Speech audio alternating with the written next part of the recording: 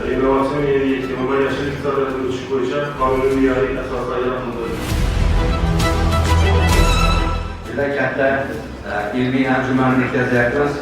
Bu universitetimiz tarixida aynan shu innovatsion energetikaga bag'ishlangan ilk dastlabki xalqaro ilmiy texnika anjumani.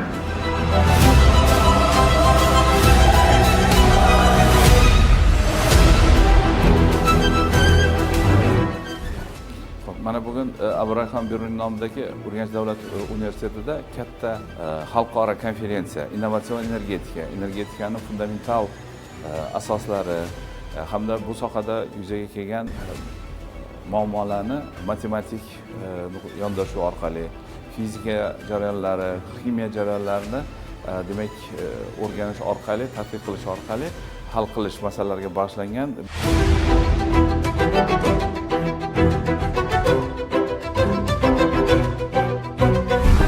Bunun da en önemli sebebi rüzgar ve güneş enerjisinden. Ushbu anjuman hozirgi vaqtda nafaqat O'zbekistonda, jahonda ya'ni muhim masalalardan biri hisoblangan energetika masalasiga va umumiy energetikada yashil energetika yoki qayta tiklanuvchi energiya manbalaridan foydalanish, qayta tiklanuvchi energiya manbalarining umumiy energetikadagi hissasini oshirish masalalariga qaratilgan.